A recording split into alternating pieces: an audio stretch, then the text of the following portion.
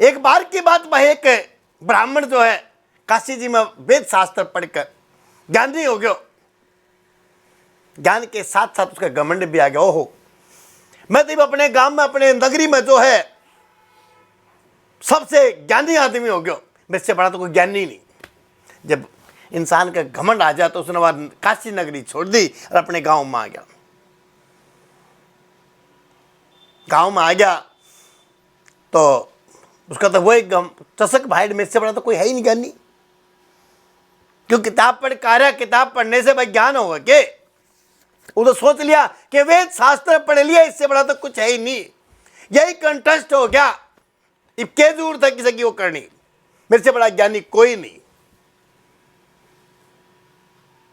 तो एक भाई जाट किसान था, तो जाट अटका पंडित जी के पंडित जी बताओ ने, लोग बड़े दुखी हैं, कुछ तो निवारण होगा, कुछ तो रास्ता होगा, किस लिए दुखी है लोग बाग?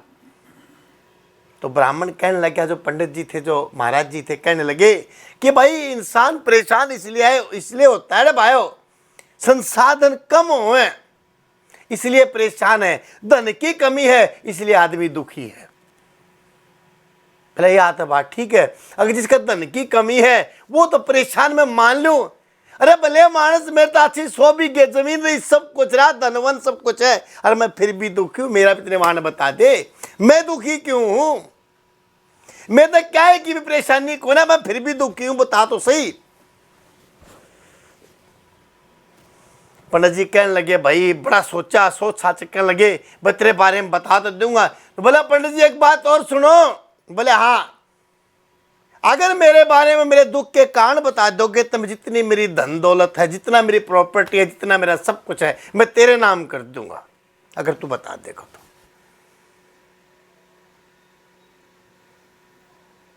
तो। पंडित जी कहने लगे, मेरे को थोड़ा टाइम दे भाई, बता तो मैं दूंगा। बोला ठीक है, दे दिया टाइम, जाओ जो कुछ कर देख लो, देख लो, करो। पंडित जी दोबारा काशी जी पहुंच गए, जाकर फिर वेद शास्त्र पढ़ने चालू कर दिए। उसका जवाब उसमें थोड़ी ना था, जब थे जहां पढ़ने ला रहे थोड़ा मिलेगा, वहां तो यू अपना जाए दौड़ दो चार होने भाइयों। वेद शास्त्रों में क्या है सुनो, आज जो कहना विज्ञान, हर विज्ञान की हर चीज वेद शास्त्रों में लिखित है। आज उसी ने विस्तार से कह कर करके उन्हें करे जहां पे कहे, ओहो हमने आविष्कार कर दिया। पंडित जी ने खूब माथा रगड़ो, पर उस जाट किसान के प्रश्न का उत्तर नहीं मिला। बड़ा परेशान है, और पंडित जी इस बात से और दुखी हो गया। ओहो, अरे देखे इतना धन दौलत, इतनी प्रॉपर्टी, देखे वह भी हाथ तक जाएगी, अरे इतना पढ़ने का फायदा क्या होया?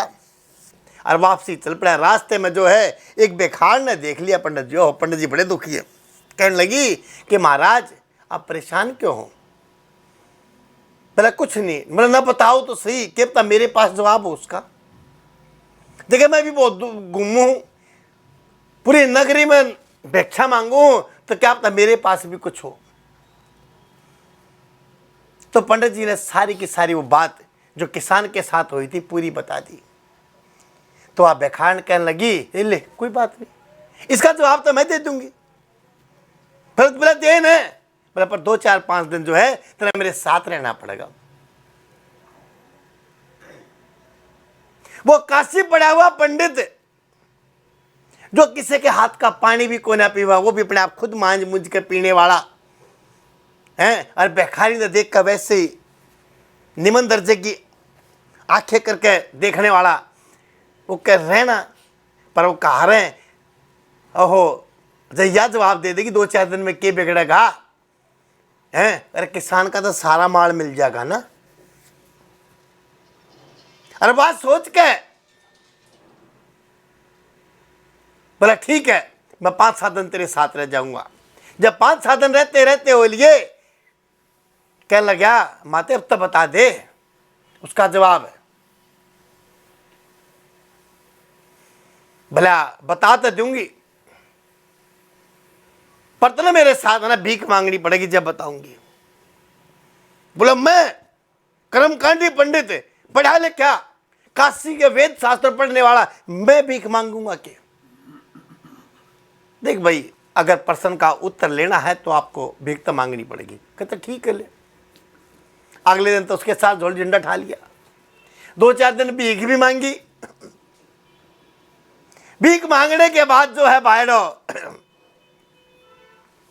फिर कहने लगा आगे माते अब तो बता दे कहाँ पे खान कर, फिर तो माते कहने लग गया आगे माँ अब तो बता दे। क्यों? आख्या में तो वह तैरने लगी ना कि हाँ उसकी जमीन जायदाद ये वो वगैरह सगैरह। आगे माँ अब तो बता दे कि बेटा बता तो दूं, पर तने एक बात करनी, काम और करना पड़ेगा। बोला कि तने जो है मेरे हाथ का बनाया हुआ खाना खाना पड़ेगा। एक बार तो सोचा ना कर दूं, फिर भाई फिर दिखाई दी। कहता ठीक है माते तू खाना बना मैं खा लूँगा, कोई दिक्कत नहीं। अरे जिसके हाथ का पानी पीकर आज जी को न्यो, और आज वो खाना खाने के लिए तैयार हो गया, उसने खाना बनाया, उसने खाना खाया। कि माते अब तो बता दे कि बेटा रुक जा बताऊंगी। 2-4 दिन और रुक जा। 2-4 दिन फिर भीख मंगवाई। ब्राह्मण भी जो पंडित था बिल्कुल पक्का हो गया भीख मांगने में भी। फिर कहने लगा माते अब तो बता दे कि ना भाई तब तो मेरा जूठा भी खाना पड़ेगा जब जाके बात बनेगी। बोला मैं और तेरा जूठा खाऊंगा, वो तेरी इच्छा है, तू खा तेरी इच्छा, ना खा तेरी इच्छा। कहता ठीक है माते आज तेरा जूठा भी खा दूंगा।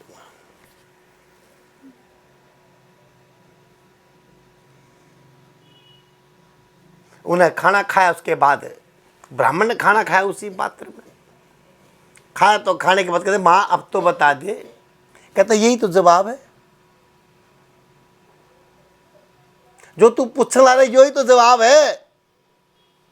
बोला दुख का कारण के मैं यो पूछना चाहूं। कहता इंसान का लालच और उसकी बढ़ती हुई इच्छाएं यही दुख का कारण है, इससे ऊपर कुछ भी नहीं है। वो तो मैंने बता दो। ये परेशानी कब दूर होंगी? जब होंगी जब थे भगवान का भजन करोगे, उस रटना चालू करोगे। लालच भी जब ही रुकेगा, और भाई बढ़ती हुई इच्छाएं भी तभी रुकेंगी जब इंसान भगवान का भजन करेगा, उसका मनन करेगा। वो उतना ही मांगेगा जितना उसे चाहिए, और उसको ये पता है कि मेरे देने वाले को आना पड़ेगा देने के लिए।